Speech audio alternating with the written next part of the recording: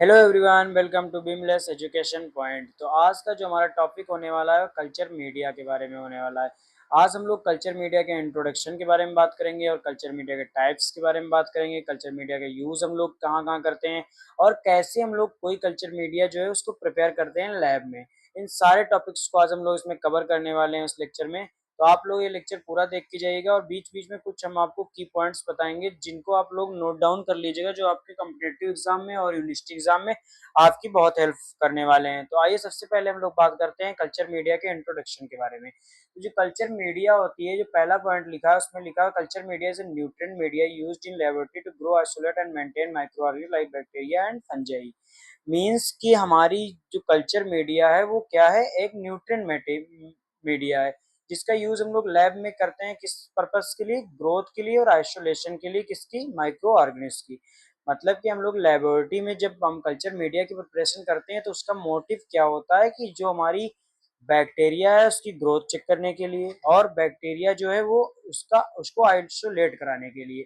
Growth का मतलब ये है कि आपकी जो बैक्टीरिया है वो आपके अगर इन्फेक्शन कॉज कर रही है तो कितने दिन में मतलब आपके बॉडी में ग्रोथ कर रही है, या जो बैक्टीरिया की ग्रोथ है वो कैसी है, कितना टाइम ले रही है, इंक्यूबेशन पीरियड कितना है। ये सारी चीजें चेक करने के लिए हम लोग किसका प्रयोग करते हैं? कल्चर मीडिया का।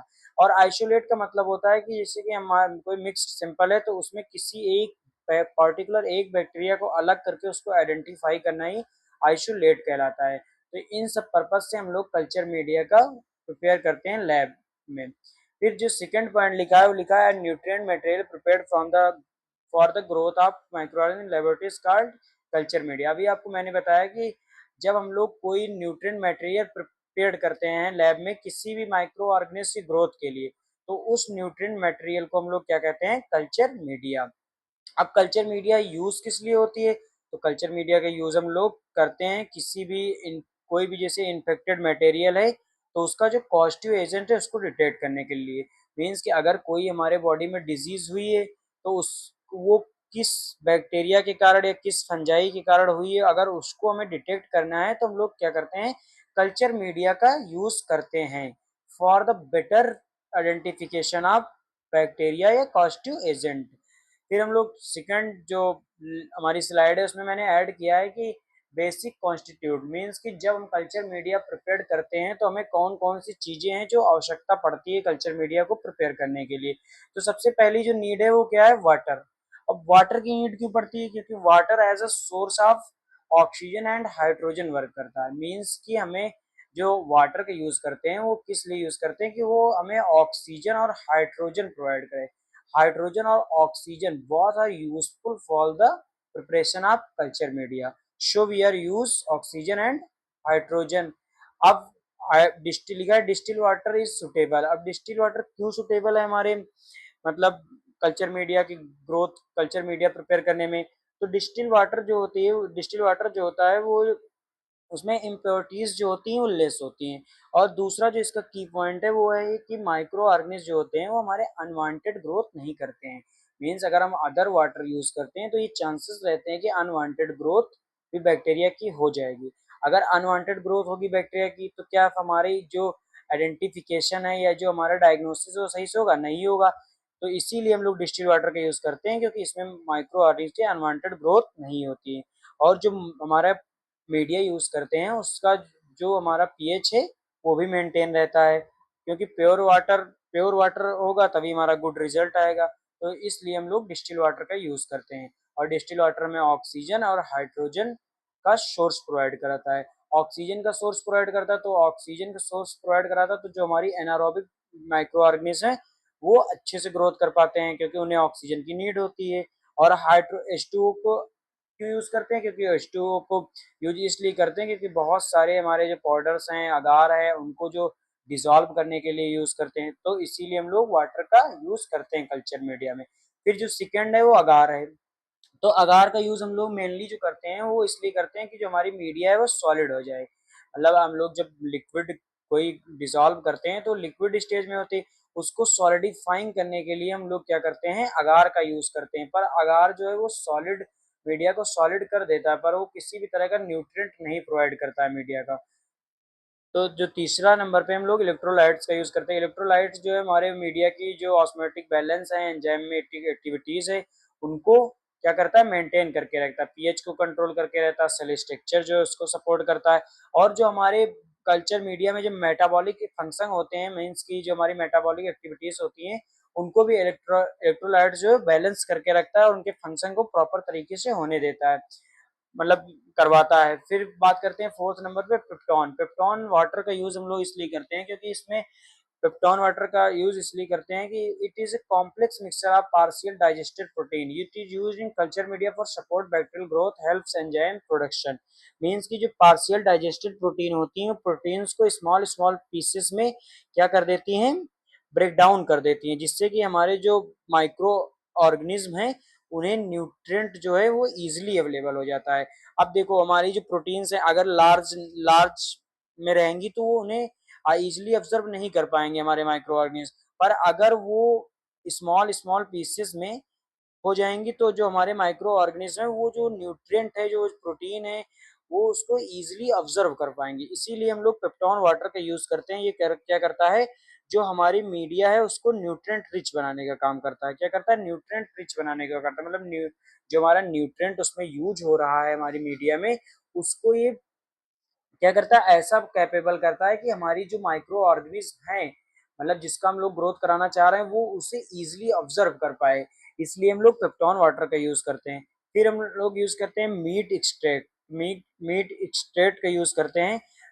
मीट एक्सट्रैक्ट का यूज करते जो मीट एक्सट्रैक्ट होता है वो क्या करता है, प्रोटीन डिग्रेडेटिव प्रोडक्ट और ग्रोथ फैक्टर्स को कंटेंट करता है। अब प्रोटीन डिग्रेडेटिव प्रोडक्ट क्या होते हैं, तो प्रोटीन डिग्रेडेटिव प्रोडक्ट ऐसे प्रोडक्ट होते हैं जो हमारी मीडिया है उसको क्या करते हैं, रिच बनाते हैं। मतलब जो मीडिया है हमारी उसको न्यूट्रिएंट एक मतलब न्यूट्रिएंट रिच मटेरियल बना देते हैं, मतलब उसमें न्यूट्रिशन जो है उसको लार्ज नंबर में कर देते हैं। और जो हमारा प्रोटीन है उसको ब्रेक करते हैं पेप्टाइड में और अमीनो एसिड में।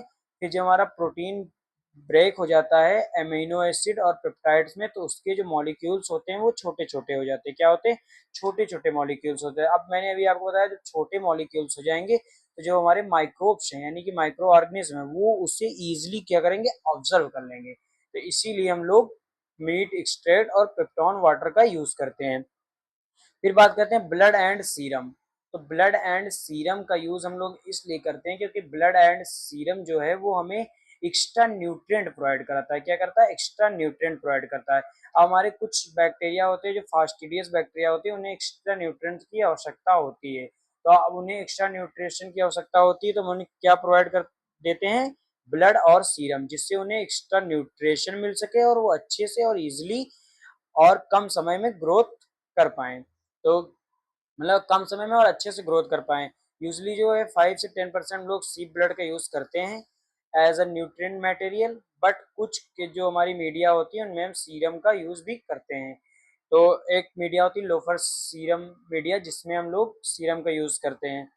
फिर हम लोग बात करते हैं टाइप्स ऑफ कल्चर मीडिया की। कल्चर मीडिया के कितने टाइप्स होते हैं, तो जो कल्चर मीडिया है वो मेनली जो क्लासिफिकेशन उसका किया गया है वो 5 बेसिस पे किया गया है।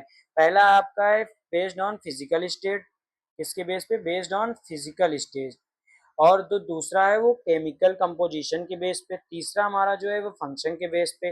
और जो फोर्थ नंबर पे है वो बेस्ड ऑन ऑक्सीजन सप्लाई, मतलब कि हमारी जो ऑक्सीजन सप्लाई है उसके बेस पे कि ऑक्सीजन कुछ बैक्टीरिया कुछ कल्चर मीडिया होती है जिनमें ऑक्सीजन के प्रेजेंस में ग्रोथ होता है, कुछ होती है जिनमें ऑक्सीजन के एब्सेंस में ग्रोथ होता है, कुछ होती है जिनमें प्रेजेंस में भी ग्रोथ होता है और एब्सेंस में भी ग्रोथ होता है। उसके बेस पे हम लोग इसका क्लासिफिकेशन किए हैं। फिर स्पेशल पर्पस के लिए हम लोग कुछ मीडिया यूज करते हैं। तो सबसे पहले हम लोग बात करेंगे based on physical state. Means कि हम अब बात करने वाले हैं कि फिजिकल स्टेट के बेस पे हम लोग कैसे कल्चर मीडिया को क्लासिफाइड करते हैं। तो 3 मीडिया को क्लासिफाई किया गया है, सॉलिड मीडिया, लिक्विड मीडिया और सेमी सॉलिड मीडिया, जो हमारे फिजिकल स्टेट के बेस पे आती हैं। तो सबसे पहले हम लोग बात करेंगे सॉलिड मीडिया के बारे में। तो सॉलिड मीडिया जो होती है वो कैसी मीडिया होती है, एक सॉलिड मीडिया जो है वो सॉलिडिफाइंग मीडिया होती है। मीन्स कि ये जो हमारी मीडिया होती है ये एक सॉलिडिफाइंग एजेंट को कंटेंट करती है। आपको इस पॉइंट में लिखा हुआ है solid media is a type of culture media that contain a solidifying agent usually agar and as a film surface. Means कि सॉलिड मीडिया जो है हमारी ऐसी कल्चर मीडिया है जिसमें हम लोग सॉलिडिफाइंग एजेंट का यूज करते हैं। सॉलिडिफाइंग एजेंट कौन होता है? अगार होता है। अगार क्या है? As a solidifying agent you work करता है। ये हमारी मीडिया को सॉलिड करने का काम करता है। अभी आपको जो मैंने बताया है कि कौन कौन सी चीजें नीड होती है, तो उसमें अगार में आपको मैंने बताया था कि अगार का यूज हम लोग मीडिया को सॉलिड करने के लिए करते हैं। तो और ये क्या करती है? हमारी जो मीडिया है उसको एक ठोस सरफेस प्रोवाइड करती है। फिल्म सरफेस का मतलब होता है सॉलिड सरफेस। इसमें अगार की कंसंट्रेशन जो होती है 1.2 से लेके 2% होती है। ये जो की पॉइंट है ये आपको याद रखना है, क्योंकि बहुत सारे कॉम्पिटेटिव एग्जाम में ये पूछा गया है कि सॉलिड मीडिया में हम लोग अगार की कंसंट्रेशन कितना रखते हैं। तो सॉलिड मीडिया में हम लोग अगार की जो कंसंट्रेशन है 1.2 से लेके 2% रखते हैं। फिर हम लोग क्या करते हैं? सॉलिड मीडिया जो होती है वो सॉलिड मीडिया में जो हमारी माइक्रो ऑर्गेनिज्म की ग्रोथ होती है वो कैसी होती है? कॉलोनीज में होती है। लिखा है micro organism grow as a visible colonies on the surface. Means कि जब हम लोग कल्चर मीडिया की सरफेस पे देखते हैं तो हमें कैसी विजुअलाइजेशन दिखता है? कॉलोनीज के रूप में। फिर जो कॉलोनीज होती हैं उनकी जो कैरेक्टरिस्टिक्स होती है, उनके फीचर्स को हम लोग विजुअल करते हैं और देखते हैं, और according to their characteristics features we are identify the bacteria में। यही पॉइंट आपका लिखा था फोर्थ पे कि on solid media bacteria distinct colony morphology and exhibit many characteristic features such as pigmentation और haemolysis making identification easy. Means कि solid media जो होती है उसमें जो हमारी बैक्टीरिया की ग्रोथ होती है वो कॉलोनीज में होती है। वो हमारी जो मतलब कॉलोनीज होती हैं वो हमारी जो कल्चर मीडिया है उसकी जो सरफेस है उस पर हमें विजिबल हो जाती हैं। अब उसमें उसमें कुछ कैरेक्टरिस्टिक्स फीचर्स हमें आइडेंटिटी देखने को मिलते हैं, जैसे पिगमेंटेशन, हिमोलाइसिस। पिगमेंटेशन में मतलब होता है कलर ऑफ कॉलोनीज। जो कॉलोनीज के कलर हैं उसके अकॉर्डिंग हम लोग आइडेंटिफाई कर लेते हैं कि कौन सी बैक्टीरिया है और कैसी ग्रोथ है। और हिमोलाइसिस के भी इसमें आपने पढ़ा होगा कि हिमोलाइसिस का मतलब होता है आरबीसी का ब्रेकडाउन। जब आरबीसी ब्रेकडाउन होती है तो बहुत सारे चेंजेस लाती है। आपने पढ़ा होगा अल्फा बीटा गामा हिमोलाइसिस। तो उसी के बेस पे हम लोग आइडेंटिफाई कर लेते हैं, और इस तरह हमारी जो आइडेंटिफिकेशन का प्रोसेस है वो इजी हो जाता है। अब सॉलिड मीडिया में हम लोग क्या क्या यूज, कौन सा इसका एग्जांपल है? तो आपका न्यूट्रिएंट अगार हो गया, ब्लड अगार हो गया, मैकोंकी अगार हो गया। ये सब क्या है? Solid media. और उसके बाद हमने आपको बताया था की पॉइंट के बारे में। तो आपको सॉलिड मीडिया में क्या क्या याद रखना है कि जो सॉलिड मीडिया है उसमें अगार की कंसंट्रेशन 1.2 से 2% होती है, और इसका जो एग्जाम्पल है वो न्यूट्रिएंट अगार है, ब्लड अगार है, मैकोंकी अगार है। और इसको हम लोग आइडेंटिफाई करते हैं किसके बेसिस पे? कॉलोनीज के बेसिस पे। जो हमारी मीडिया की सरफेस है उसमें कॉलोनीज ग्रोथ होती है, उन्हीं कॉलोनीज को आइडेंटिफाई करते हैं। आइडेंटिफाई करने के लिए आपको कैरेक्टरिस्टिक फीचर्स होते हैं, जैसे कि पिगमेंटेशन हो गया, हिमोलाइसिस हो गया, और इसी तरह इन फीचर्स को आइडेंटिफाई करते हैं, इन फीचर्स को विजुलाइज करते हैं, और हमें बैक्टीरिया की जो मतलब बैक्टीरिया की ग्रोथ है उसका आइडेंटिफिकेशन हो जाता है।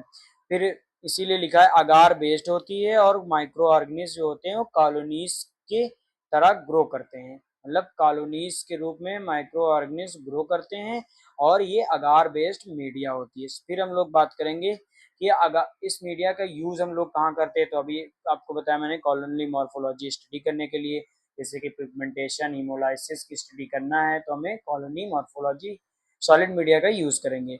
आइसोलेशन ऑफ प्योर कल्चर के लिए यूज करते हैं। ST for zone of इनविशन।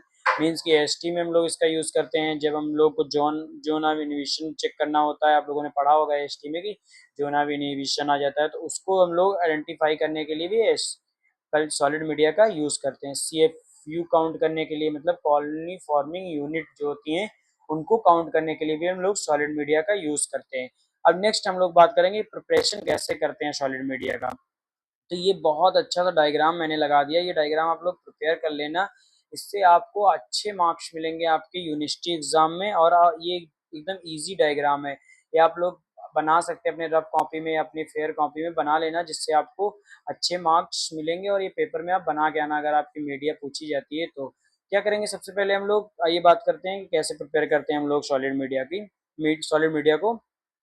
तो सॉलिड मीडिया प्रिपेयर करने के लिए ये सारे कुछ चीज़ें हैं जिनकी रिक्वायरमेंट हमें होती है। पेप्टॉन हो गया, बीफ एक्सट्रैक्ट हो गया, ईस्ट एक्सट्रैक्ट हो गया, सोडियम क्लोराइड हो गया, और अगार हो गया 1.5 से 2%, और डिस्टिल वाटर।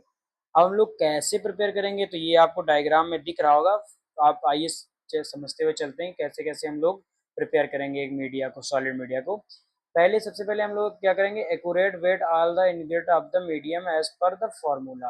मीन्स कि सबसे पहले जो हमें आगार है और जो मतलब न्यूट्रिएंट मटेरियल है या जो भी है उससे हमें क्या करना है, वेइंग कर लेना है, मतलब वेट कर लेना है। जैसे हमें आगार कितना चाहिए, 1.5 से 2%, तो हमें इसमें वेट कर ले, आगार जो पाउडर है उसको वेट कर लेना 1.5 से 2%। उसके बाद क्या करना है, जो हमारा अगार है उसको हमें डिस्टिल वाटर में डिसॉल्व करना है, डिस्टिल वाटर में डिसॉल्व करना है और उसे हीट प्रोवाइड करना है, हीट प्रोवाइड करना है जिसके कारण वो अच्छे से डिसॉल्व हो पाए, अच्छे से मिल जाए। जब ये अच्छे से डिसॉल्व हो जाएगा, मिल जाएगा, तो इसमें हमें क्या करना है, पीएच को एडजस्ट करना है। अब हम लोग इसमें पीएच को एडजस्ट करेंगे। पीएच को कैसे एडजस्ट करेंगे, इसमें जो हमारा ये डिसॉल्व होकर जो मटेरियल बना था इसमें हम लोग क्या करेंगे, 1 NaCl या 1 NaOH को मतलब ऐड कर देंगे। ऐड करने के बाद हम लोग इसका पीएच चेक करेंगे। पीएच अगर मेंटेन होगा तो हमें आगे के प्रोसेस फॉलो करेंगे। अब पीएच हमें मेंटेन करने की नीड क्यों पड़ी, क्योंकि पीएच अगर मेंटेन रहेगा तो हमारी जो माइक्रो ऑर्गेनिज्म है उसका प्रॉपर ग्रोथ हो पाएगी, इसलिए हम लोग पीएच को मेंटेन करेंगे। पीएच मेंटेन करने के बाद जो ये हमारा डिसॉल्व किया हुआ सॉल्यूशन है, इसका जो माउथ है उसको हमें क्या करना है, टाइट मतलब कवर करना है। अब कवर कैसे करना है, जो हमारा कॉटन होता है उसको लेके इसके ऊपर मतलब ऐसे राउंड करके इस पे प्लेस करना है, और इतना मतलब हल्का सा, do not close tightly, keep mouth covered with cotton foil. Means कि हमें एकदम टाइटली क्लोज नहीं करना है, हल्का सा मतलब क्लोज कर देना है कि हमारा जो मतलब है वो क्लोज हो जाए, बट एकदम टाइटली क्लोज नहीं करना कि उसमें मतलब अच्छे से, इस नहीं भी हम लोग इसमें कोई भी मतलब कैप लगा सकते थे, पर इसीलिए हम लोग कॉटन का यूज करें क्योंकि इसे टाइटली क्लोज नहीं करना है, इसको हल्का सा क्लोज करना है।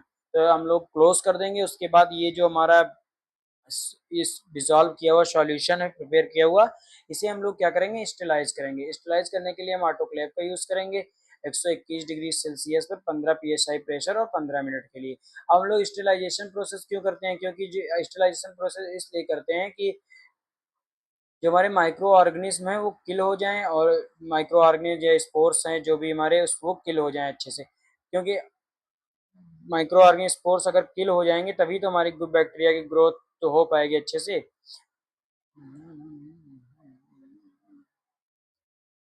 फिर हम लोग क्या करते हैं, इस जो जो भी हमारा है ये, इससे हम लोग बाहर निकालते हैं और इसको कूल करते हैं कितने डिग्री, 35 से 50 डिग्री सेल्सियस पर। कूल करने के बाद हम लोग एक पैट्रिक डिस्क का यूज़ करते हैं, और पैट्रिक डिस्क पर हम लोग इसे पोर पोर करते हैं। पोर करने के बाद इसको हम लोग अलाउड कर देते हैं, थोड़ी देर के लिए रख रख देते हैं, किस पे, रूम टेम्परेचर में। किसके लिए, कि जो हमारे मतलब मैंने हम लोगों ने जो पैट्रिक डिस्क पे ये सॉल्व पोर किया है ये क्या हो जाए, सॉलिड हो जाए। जब ये सॉलिड हो जाएगा तो इसे हम लोग स्टोर कर लेंगे रेफ्रिजरेटर में 2 से 8 डिग्री सेल्सियस पर। तो ये था आपका पूरा प्रोसीजर जिससे हम लोग सॉलिड मीडिया प्रिपेयर करते हैं। तो इस प्रोसीजर का यूज़ करके हम लोग सॉलिड मीडिया का प्रिपेयर करते हैं। ये सारे स्टेप्स हैं, आप लोग लिख लीजिएगा और ये डायग्राम अच्छे से बना लीजिएगा, जिससे आप अच्छी प्रेजेंटेशन दे पाएंगे अपनी कॉपी में, यूनिवर्सिटी में। तो आई होप आप लोगों को समझ में आ गया होगा सॉलिड मीडिया। बाकी फिर नेक्स्ट हम लोग बात करेंगे लिक्विड मीडिया के बारे में। तो लिक्विड मीडिया जो होती है उससे हम लोग ब्रॉथ मीडिया भी के नाम से भी जानते हैं। लिक्विड मीडिया में क्या होता है कि जो हमारे बैक्टीरिया होती है उनकी जो ग्रोथ होती है वो कैसी होती है, यूनिफॉर्मली विद टर्बिडिटी। मीन्स की जो हमारी बैक्टीरिया की ग्रोथ है वो हमें क्लाउडनेस टाइप्स में दिखती है। क्लाउडनेस मतलब होता है धुंधला, वही लिखा हुआ है आपका यूनिफॉर्मली विद टर्बिडिटी। मीन्स की जब हम लिक्विड मीडिया पे ग्रोथ कराते हैं अपने बैक्टीरिया की, तो जो बैक्टीरिया की ग्रोथ है वो हमें यूनिफॉर्मली भी टर्बिडिटी दिखती है। मीन्स की धुंधला या क्लाउडलेस के रूप में विजुअलाइजेशन होता है, तो उसे हम लोग क्या कहते हैं, लिक्विड मीडिया। और लिक्विड मीडिया को जो हम सेकंड नाम से जानते हैं उसे हम ब्रॉथ मीडिया के नाम से भी जानते हैं। इसमें किसी भी प्रकार का आगार का यूज नहीं करते हम लोग। इस मीडिया का यूज हम लोग तब करते हैं जब हमें large number of bacteria having grown, means की जब हमें रिक्वायर्ड होती है लार्ज नंबर ऑफ बैक्टीरिया की ग्रोथ कराने के लिए, तो हम लोग लिक्विड मीडिया का यूज करते हैं। Liquid media are use to obtain bacterial growth from blood and water, large volume have to tested. Means कि हम लोग लिक्विड मीडिया का यूज करते हैं बैक्टीरिया ग्रोथ कराने के लिए, इससे ब्लड का और वाटर का यूज करके as a source. means as a nutrient source we are use the blood and water for the testing of large volume of bacteria। ठीक है, फिर हम लोग लिखा है and for preparing bulk culture of antigen और vaccine. Bulk culture का मतलब होता है कि लार्ज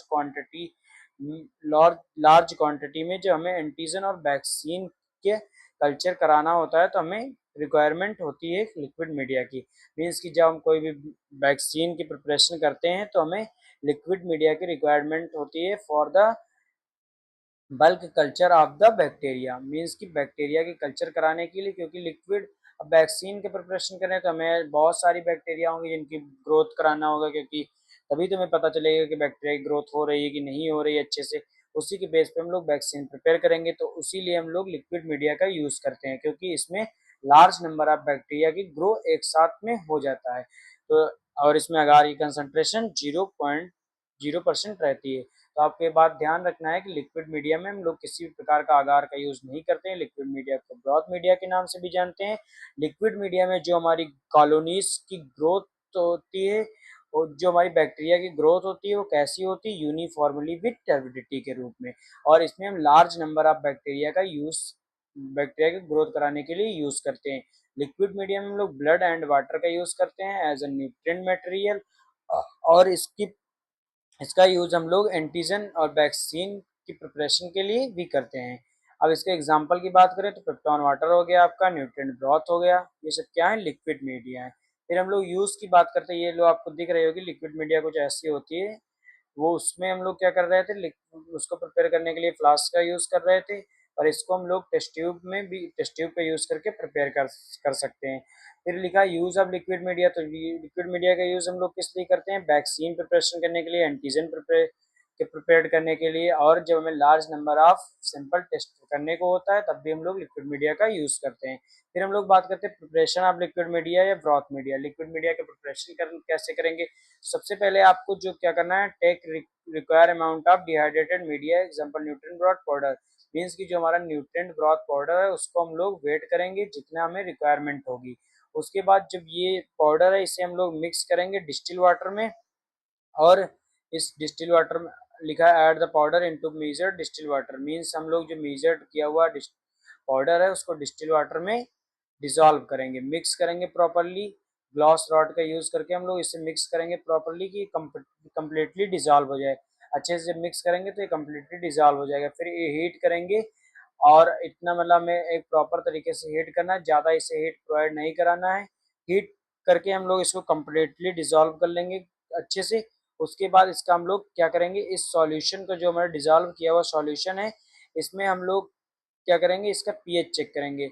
यूजली जो इसका पीएच होना चाहिए वो 7.2 से 7.4 होना चाहिए। इसका पीएच हम लोग चेक करेंगे, अगर पीएच हमारा मेंटेन होगा तो हम लोग क्या करेंगे, इसको जो हमारी टेस्ट ट्यूब्स है उसमें पोर करेंगे, और टेस्ट ट्यूब को हम लोग कवर करेंगे कॉटन प्लग से। ठीक है, उसके बाद कॉटन का कवर से इसको प्लग करने के बाद हम लोग इसको स्ट्राइल करेंगे। स्ट्राइल हम लोग इसलिए करते हैं कि जो अनवांटेड माइक्रो ऑर्गेनिज्म है वो हमारे किल हो जाएं, क्योंकि जब हम बैक्टीरिया की ग्रोथ कराएंगे तो अगर हमारे इसमें अनवांटेड जो हमारे मतलब ये सब प्रिपरेशन करने में कोई भी बैक्टीरिया अगर हम आ गई है तो वो अगर रहेगी तो क्या जो जिस बैक्टीरिया की हम लोग कराना चाह रहे हैं मतलब ग्रोथ, वो प्रॉपर हो पाएगी, नहीं हो पाएगी। तो इस तरह हमारी जो डायग्नोसिस है और चीज़ें हैं वो खराब होंगी। इसलिए हम लोग स्टेलाइज करते हैं क्योंकि जो अनवांटेड बैक्टीरिया हैं वो किल हो जाएं।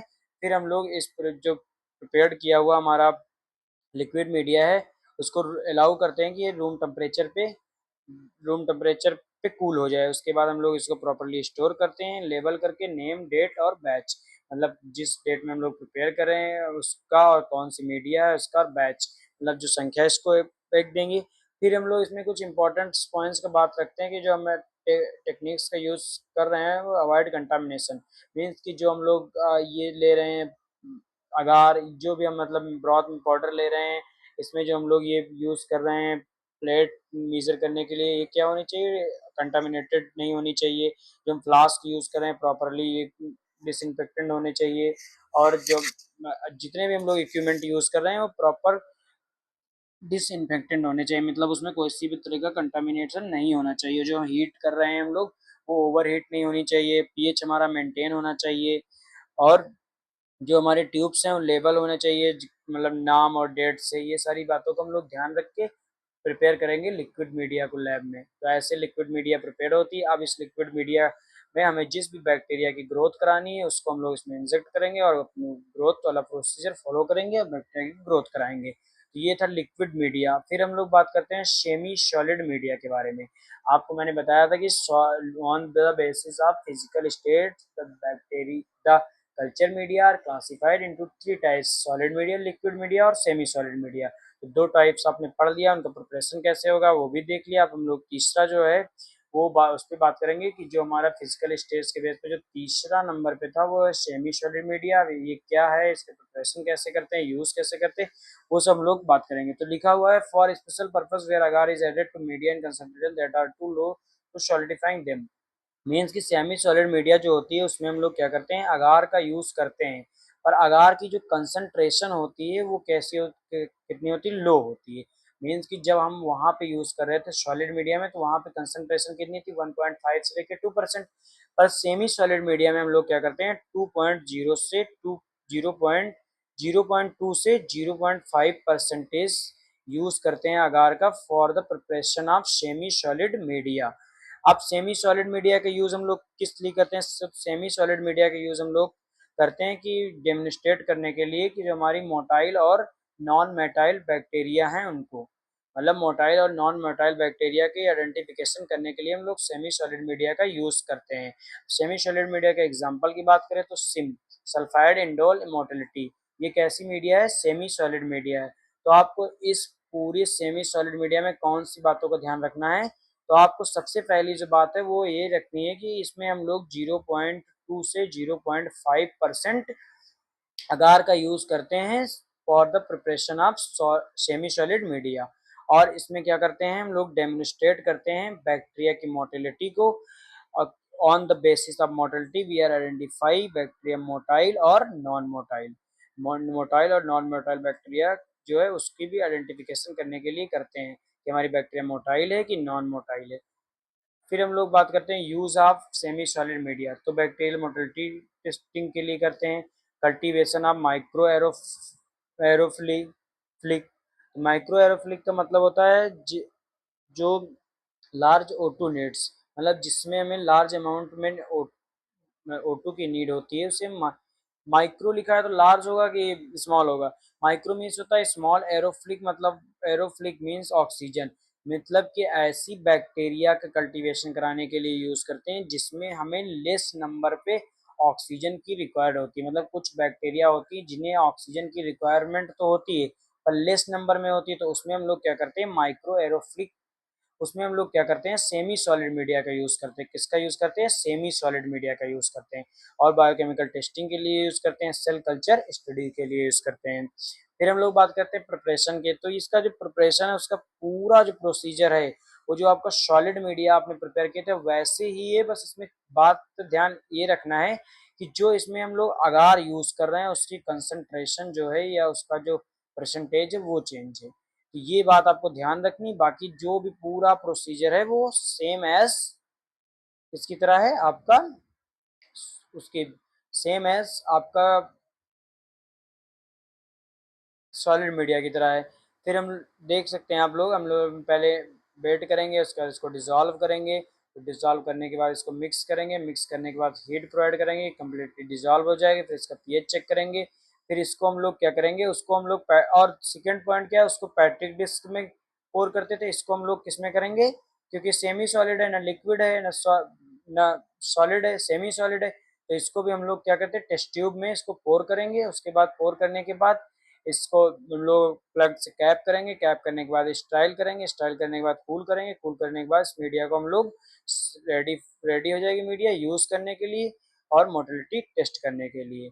फिर हम लोग इसमें बैक्टीरिया, जिस भी बैक्टीरिया की मोटिलिटी टेस्ट करना होगा उसके हम लोग टेस्ट करेंगे। इंपॉर्टेंट पॉइंट्स की बात है कि वही आपको सारे पॉइंट्स रहेंगे जो लिक्विड मीडिया में आपने यूज़ किया था, कि लेबल करेंगे अच्छे से, एडजस्ट करेंगे पीएच, कंसंट्रेशन जो है अगार की वो मेंटेन करके रखेंगे, ओवरहीट नहीं होने देंगे। एसेप्टिक टेक्निक्स का जो हम लोग यूज़ कर रहे हैं उसमें जो भी हम लोग इक्विपमेंट यूज़ कर रहे हैं वो प्रॉपरली नॉट कंटामिनेटेड होने चाहिए और इसको प्रॉपरली स्टोर करेंगे। तो ये थी हमारी सेमी सॉलिड मीडिया और सेमी सॉलिड मीडिया की प्रिपरेशन। फिर बात करेंगे हम on the basis of chemical come. आपका जो था वो सेकंड क्या था, केमिकल कंपोजिशन के बेस पे मीडिया का क्लासिफिकेशन। तो केमिकल कंपोजिशन के बेस पे media are classified into synthetic media. Synthetic media are sub-classified into simple synthetic media and complex synthetic media. तो सिंपल सिंथेटिक मीडिया क्या होती है कि इसमें ये ऐसी मीडिया होती है जो रूटीन बैक्टीरियल ग्रोथ के लिए यूज होती है। मतलब रूटीन अगर बैक्टीरिया की ग्रोथ करा, रूटीनली बैक्टीरिया की हमें ग्रोथ करानी है तो हमें सिंपल सिंथेटिक मीडिया का यूज करते हैं। सिंपल सिंथेटिक मीडिया जो होती है वो सिंपल न्यूट्रिएंट मटेरियल को कैरी करता है, जैसे कि आपको पेप्टोन हो गया, NaCl हो गया और बीफ एक्सट्रैक्ट हो गया। ये डिफाइंड एंड सिंपल होती है। और नॉन फास्टियर ऑर्गेनिज्म मीन्स कि ऐसे ऑर्गेनिज्म जिनमें किसी भी तरह की स्पेशल रिक्वायरमेंट नहीं होती न्यूट्रिशन की, वो ऑर्गेनिज्म सिंपल सिंथेटिक मीडिया में ग्रो करते हैं। और उन ऑर्गेनिज्म की ग्रोथ कराने के लिए हम लोग सिंपल सिंथेटिक मीडिया का यूज करते हैं। अब इसमें सिंपल सिंथेटिक मीडिया के एग्जाम्पल की बात करते हैं तो आपका न्यूट्रिएंट अगार हो गया और न्यूट्रिएंट ब्रॉथ हो गया। फिर कॉम्प्लेक्स मीडिया की बात करते हैं तो कॉम्प्लेक्स मीडिया जो होती है वो अननोन होती है, पार्शली नोन कंपोजिशन। मीन्स इसमें जो कंपोजिशन है वो नोन होते हैं और ये क्या करती है, natural integrate blood yeast made infuser content करती है। अब इसमें क्या होता है, नॉट ये फुल्ली डिफाइंड नहीं होती है, पर इसमें जो होता है फास्टिडियस ऑर्गेनिज्म जो होते हैं हमारे वही ग्रोथ करते हैं। अब जो फास्टिडियस ऑर्गेनिज्म है वो कैसे ऑर्गेनिज्म है, ऐसे ऑर्गेनिज्म जिन्हें क्या होती है स्पेशल न्यूट्रिएंट की रिक्वायर होती है, जैसे कि आपका ब्लड हो गया, सीरम हो गया। तो वो ऑर्गेनिज्म कहाँ ग्रोथ करते हैं, आपके कॉम्प्लेक्स सिंथेसिस मीडिया में ग्रोथ करते हैं। तो कॉम्प्लेक्स सिंथेटिक मीडिया आपको क्या याद रखना है, कॉम्प्लेक्स सिंथेटिक मीडिया जो होती है अननोन और पार्शली नोन कंपोजिशन होती है। इसमें हम लोग क्या करते हैं, फास्टिडियस ऑर्गेनिज्म की ग्रोथ कराते हैं। फास्टिडियस ऑर्गेनिज्म ऐसे ऑर्गेनिज्म होते हैं जिनको क्या होती है स्पेशल न्यूट्रिएंट की रिक्वायर्ड होती है। कौन सा मीडिया है, एग्जाम्पल इसके याद रखना, ब्लड अगार, चॉकलेट अगार। फिर हम लोग बात करते हैं यूज ऑफ सिंथेटिक मीडिया। तो सिंथेटिक मीडिया का यूज हम लोग मेटाबॉलिक स्टडीज के लिए करते हैं, न्यूट्रिशनल रिक्वायरमेंट के लिए करते हैं और रिप्रोडक्टिबिलिटी के लिए करते हैं, कल्टीवेशन ऑफ स्पेसिफिक माइक्रोब्स के लिए करते हैं और मिनिमल कंटामिनेशन रिस्क के लिए करते हैं। तो ये सारे यूजेस हैं जो आपको याद रखना है। फिर हम लोग बात करते हैं बेस्ड ऑन द फंक्शन, मतलब फंक्शन के बेस पे जो मीडिया का क्लासिफिकेशन किया गया है वो कितने टाइप्स के किया है। तो जो फंक्शन के बेस पे सिंपल मीडिया होती है, इनरिच्ड मीडिया होती है, सिलेक्टिव मीडिया होती है, डिफरेंशियल मीडिया होता है, ट्रांसपोर्ट मीडिया होती है। एक एक मीडिया के बारे में हम लोग पढ़ेंगे। तो सिंपल मीडिया जो होती है वो ऐसी मीडिया होती है जो क्या करती है, minimum ingredient that support the growth of non phosphated bacteria. मतलब ये जो हमारे इंग्रेडिएंट होते हैं, जो कंपोजिशन होती है सिंपल मीडिया की, वो मिनिमम होती है, बहुत कम होती है। मतलब बहुत कम चीज़ों को ऐड करके हमारी जो सिंपल मीडिया है वो प्रिपेयर होती है। फिर हम लोग इसका यूज़ कहाँ करते हैं, नॉन फास्टिडियस बैक्टीरिया। मतलब जो हमारी नॉन फास्टिडियस बैक्टीरिया उनकी ग्रोथ कराने के लिए यूज़ करते हैं। नॉन फास्टिडियस बैक्टीरिया अभी आपको मैंने बताया कि ऐसी बैक्टीरिया होती है जिन्हें कोई स्पेशल ट्रीटमेंट की आवश्यकता नहीं होती, मीन्स उन्हें स्पेशल न्यूट्रिएंट की रिक्वायर्ड नहीं होती है। तो वो बैक्टीरिया कैसे होती हैं, नॉन फास्टिडियस बैक्टीरिया होती है। नॉन फास्टिडियस बैक्टीरिया ग्रोथ हम लोग कहाँ कराते हैं, सिंपल मीडिया में। अब बात करते हैं एग्जाम्पल की। तो सभी आपको मैंने एग्जाम्पल में यहाँ पे बताया था कि जो न्यूट्रिएंट ब्रॉथ होता है वो सिंपल सिंथेटिक मीडिया का एग्जाम्पल होता है। तो सिंपल मीडिया और अगर बेस की फंक्शन के बेस पे बात करें तो सिंपल मीडिया हमारी जो होती है सिंपल ऑर्गेनिज्म जैसे नॉन फास्फेटेड बैक्टीरिया की ग्रोथ कराने के लिए हेल्पफुल होती है। तो इसके एग्जाम्पल जो है न्यूट्रिएंट ब्रॉथ, जो हमारा क्या करता है, मिनिमम इंग्रेडिएंट कंटेंट करता है, जैसे आपको पेप्टॉन वाटर हो गया, मीट एक्सट्रैक्ट हो गया 1%। पर जब हम न्यूट्रिएंट ब्रॉथ में ग्लूकोज 0.2 ऐड करते हैं तो जो हमारा न्यूट्रिएंट ब्रॉथ होता है वो कैसा बन जाता है, ग्लूकोज ब्रॉथ हो जाता है। मीन्स कि जो हमारे न्यूट्रिएंट ब्रॉथ है वो इतनी चीजें कंटेंट करता है, बट जब हम इसमें ग्लूकोज 0.5 ऐड करते हैं तो ये कैसा हो जाता है, न्यूट्रिएंट ब्रॉथ जो होता है वो ग्लूकोज ब्रॉथ हो जाता है। ये आपको पॉइंट याद रखना है कि न्यूट्रिएंट ब्रॉथ में जब 0.5% ग्लूकोज ऐड करते हैं तो जो हमारा न्यूट्रिएंट ब्रॉथ है वो ग्लूकोज ब्रॉथ हो जाता है। ये बहुत बार कम्पिटिटिव एग्जाम में पूछा गया है, तो आप लोगों को ये पॉइंट याद रखना है। फिर बात करते हैं जब हम लोग 2% अगार इसी न्यूट्रिएंट ब्रॉथ में ऐड करते हैं तो क्या होता है, जब 2% अगार हम लोग न्यूट्रिएंट ब्रॉथ में ऐड करते हैं तो हमारा जो न्यूट्रिएंट ब्रॉथ है वो कैसा हो जाता है, वो न्यूट्रिएंट अगार हो जाता है। मीन्स कि 0.5% अगर हम लोग ग्लूकोज ऐड करेंगे तो ये ग्लूकोज ब्रॉथ हो जाएगा, और जब 0.2 जब 2% अगार ऐड करते हैं तो न्यूट्रिएंट ब्रॉथ हो जाता है। ये दोनों पॉइंट्स आपको याद रखना है सिंपल मीडिया में। फिर हम लोग बात करते हैं इंडिस्ट मीडिया। तो इंडिस्ट मीडिया क्या है? Basal media plus extract nutrient, extra nutrient is called इंडिस्ट मीडिया। मीन्स कि जो हमारा सिंपल मीडिया हमने प्रिपेयर किया था, जब हम उसमें एक्स्ट्रा न्यूट्रिएंट ऐड करते हैं जैसे कि ब्लड, सीरम, एग, तो क्या वो मीडिया कैसी मीडिया हो जाती है? इंडिस्ट मीडिया हो जाती है। सिंपल मीडिया में जब हम लोग कुछ एक्स्ट्रा न्यूट्रिएंट ऐड करते हैं जैसे ब्लड हो गया, सीरम हो गया, एग हो गया, तो वो कैसी मीडिया हो गई? इंडिस्ट मीडिया हो गई। अब इंडिस्ट मीडिया की रिक्वायरमेंट क्यों होती है? ग्रोथ फास्टिडियस ऑर्गेनिज्म, मीन्स कि ये जो हमारे फास्टिडियस ऑर्गेनिज्म होंगे जैसे कि आपका ऐसे ऑर्गेनिज्म जिनको स्पेशल ट्रीटमेंट की आवश्यकता पड़ती है, तो उनके लिए हम लोग इंडिस्ट मीडिया का यूज करते हैं। अब ये क्या, use to grow bacteria which are more accepted in nutritional requirement, मतलब ऐसी बैक्टीरिया की ग्रोथ कराता है जिसमें हम लोग मोर, मतलब ज्यादा मात्रा में न्यूट्रिशन की रिक्वायरमेंट होती है, जैसे ब्लड अगार हो गया, चॉकलेट अगार हो गया, लोफ्लेट, सीरम, स्लॉफ, ये सब क्या है? एग्जाम्पल हैं आपके इंडिस्ट मीडिया के। फिर बात करते हैं सिलेक्टिव मीडिया के बारे में। तो सिलेक्टिव मीडिया क्या है? They are solid media containing inhibitory substance that inhibit the normal flora present in the specimen and allowed to pathogen to grow. मतलब कि जो हमारी सिलेक्टिव मीडिया है वो एज अ सॉलिड मीडिया है। इसमें क्या होता है? कुछ इनहिबिटरी सब्सटेंट होते हैं जो हमारे नॉर्मल फ्लोरा मतलब माइक्रो ऑर्गेनिज्म जो फंगस हैं प्रेजेंट होते हैं हमारे सैंपल में, उनको पैथोजेंस को ग्रो कराता है। मतलब इसमें कुछ इनहिबिटरी मटेरियल्स या सब्सटेंस होते हैं जो हमारे नॉर्मल फ्लोरा होते हैं स्पेसिमेन में प्रेजेंट, उनको ग्रोथ कराता है। तो इस उसे हम लोग क्या कहते हैं? Selective media. ये हम मोस्ट कॉमनली यूज होता है, बहुत मतलब मोस्ट कॉमनली यूज होता है। बट ये टाइप्स किसका है? सॉलिड मीडिया का। सॉलिड मीडिया है और इसमें इनहिबिटरी सब्सटेंस पाए जाते हैं जो इनहिबिट कराते हैं नॉर्मल फ्लोरा को जो हमारे स्पेसिमेन में प्रेजेंट होते हैं, और जो हमारी पैथोजेंस हैं उनका ग्रोथ कराते हैं। तो इसमें हम लोग कौन सी मीडिया का यूज करते हैं? अब जैसे LG media use for isolation of Mycobacterium tuberculosis, means कि माइकोबैक्टीरियम ट्यूबरक्लोसिस जो है वो एलजी मीडिया पे ग्रो करती है। तो LG media example of selective media.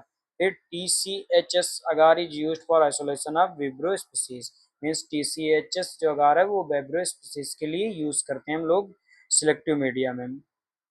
फिर हम लोग बात करते हैं डिफरेंशियल मीडिया के बारे में। तो डिफरेंशियल मीडिया जो होती है वो क्या करती है? डिफरेंशिएट करती है इसके बीच में, दो बैक्टीरिया के बीच में डिफरेंशिएट करती है और हमें आइडेंटिफिकेशन जो है वो इजीली बनाती है। अब ये डिफरेंशिएट कैसे करेगी? तो ये डिफरेंशिएट करती है किसके बेसिस पे? जैसे कि कोई कलर हो गया मतलब कलर चेंजेस हो गए, उसके बेस पे डिफरेंशिएट करती है। तो उसे हम लोग क्या कहते हैं? डिफरेंशिएट मतलब जो दो चीजों को डिफरेंशिएट करे उसे ही तो हम डिफरेंशिएट मीडियम कहेंगे। तो हमारी जो डिफरेंशिएट मीडिया होती है उसमें कौन कौन सी मीडिया आती है? मैकोंकी अगार हो गया और क्लेड अगार हो गया, CLAD। ये दोनों जो हैं वो एग्जाम्पल हैं, किसके एग्जाम्पल हैं? आपके जो डि- आपकी जो ये डिफरेंशिएट मीडिया है। अब डिफरेंशिएट मीडिया का यूज हम लोग कैसे करते हैं? मतलब जैसे डिफरेंशिएट मीडिया है तो ये दो बैक्टीरिया की ग्रोथ, दो बैक्टीरिया में हमें आइडेंटिफाई करती है, इंडिकेट मतलब डिफरेंशिएट करती है।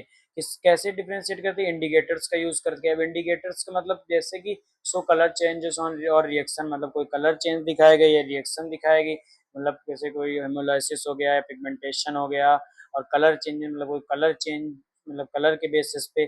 और डिफरेंट ये types of colonies scenes means कि इसमें क्या होगा? डिफरेंट टाइप्स की कॉलोनीज सीन होगी। ये सारे बेसिस पे हम लोग डिफरेंशिएट करेंगे अगर किसी भी दो बैक्टीरिया को, तो उसे हम लोग क्या कहेंगे? Differentiate media. जैसे आपको लैक्टोज फर्मेंटर्स और नॉन लैक्टोज फर्मेंटर्स, इसका एग्जांपल अगर हम लोग बात करें तो लैक्टोज फर्मेंटर बैक्टीरिया कुछ होती हैं नॉन लैक्टोज फर्मेंटर्स। तो उनमें जब डिफरेंशिएट कराना होता है तो हम लोग किसका यूज करते हैं? डिफरेंशिएट मीडिया का, मैकोंकी अगार या CLAD। तो ये डिफरेंशिएट मीडिया हो गई। फिर हम लोग बात करते हैं ट्रांसपोर्ट मीडिया का।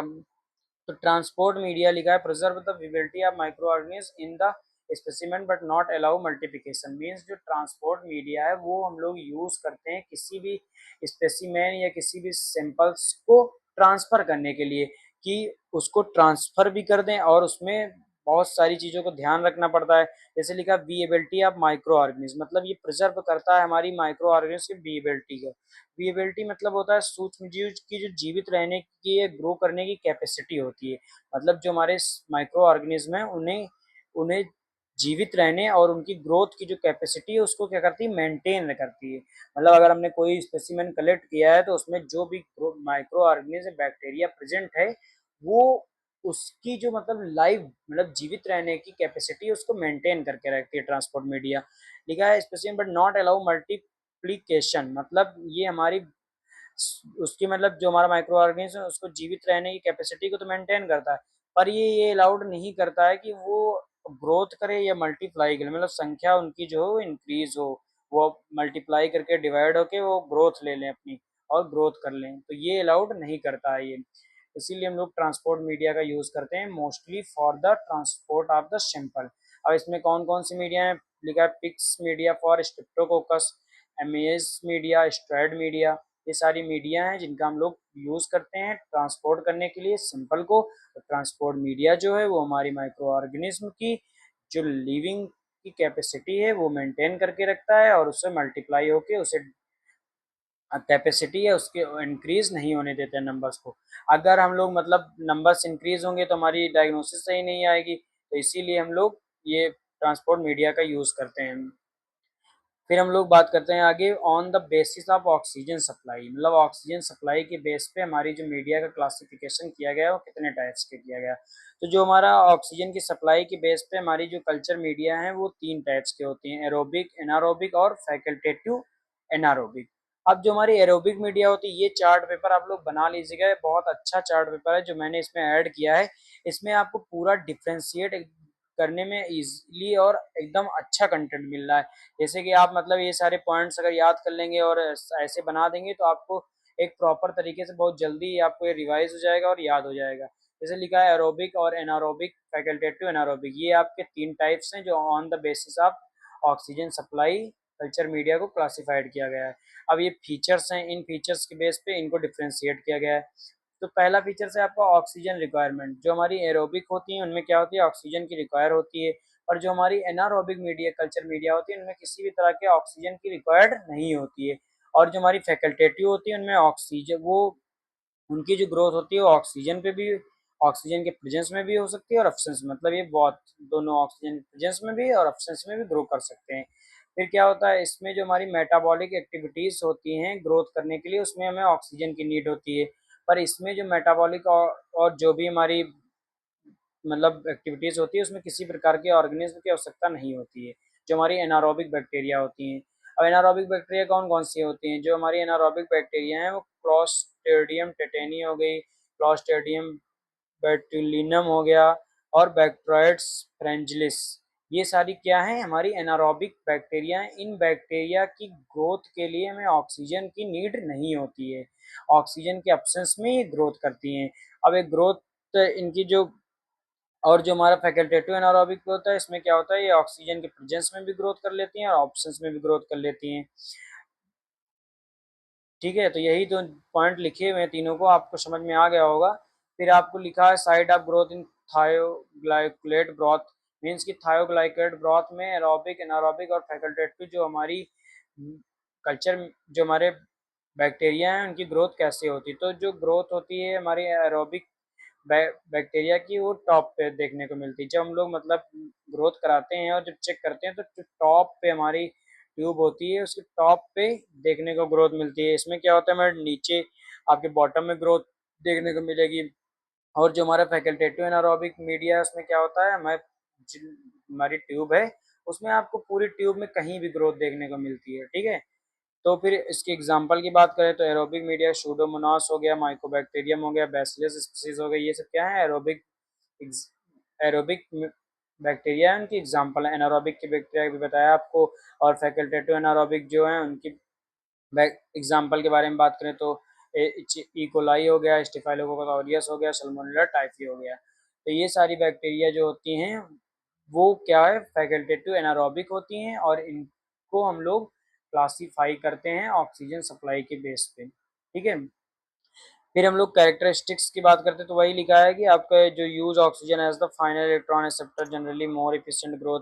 अगर हमें मतलब अच्छी ग्रोथ करें, जो हमारी ऑक्सीजन, जिनमें मतलब जिन बैक्टीरिया में ऑक्सीजन के प्रेजेंस में ग्रोथ करानी है, उनके लिए जो हमारा ग्रोथ अगर बेटर करानी है तो उन्हें हमें एरोबिक कल्चर मीडिया ही प्रोवाइड करानी पड़ेगी। मतलब जैसी कल्चर मीडिया में उनकी ग्रोथ करानी होगी जिनमें ऑक्सीजन प्रेजेंट हो। ठीक है। अब इसमें हम लोग ऑक्सीजन इज टॉक्सिक, मतलब ऑक्सीजन इसके लिए टॉक्सिक, इसमें ऑक्सीजन का यूज़ नहीं करते हैं हम लोग। Use other molecules, others molecules का यूज़ करते हैं, जैसे nitrate, sulphate as a final electron acceptor. मतलब इलेक्ट्रॉन एक्सेप्टर के रूप में हम लोग नाइट्रेट, सल्फेट का यूज़ करते हैं इसमें एनारोबिक मीडिया में for the growth of bacteria. इसमें हम लोग क्या करते हैं, यूज ऑक्सीजन इज अवेलेबल, मतलब अगर ऑक्सीजन अवेलेबल है तो हम लोग ऑक्सीजन का यूज़ करते हैं। स्विच टू फर्मेंटेशन और other pathways on absence of oxygen. मतलब अगर फर्मेंटेशन और कुछ अदर पाथवेज हैं इनका यूज़ करते हैं ऑक्सीजन के एब्सेंस में। फिर हम लोग एग्जाम्पल की बात करते हैं तो न्यूट्रिएंट अगार हो गया, ब्लड अगार हो गया, मैकोंकी अगार हो गया, इसके थायराइड ब्रॉथ, ये सारे एग्जाम्पल आप लोग याद कर लेना अच्छे से। और ये चार्ट आप लोग अच्छे से बना लेगा। आई होप आपको कल्चर मीडिया का क्लासिफिकेशन और कल्चर मीडिया के टाइप्स और प्रिपरेशन समझ में आ गया होगा। बाकी अगर आपको लेक्चर अच्छा लगा तो आप लेक्चर को लाइक कीजिए, कमेंट कीजिए और हमारे चैनल को सब्सक्राइब कीजिए। Thank you so much for watching.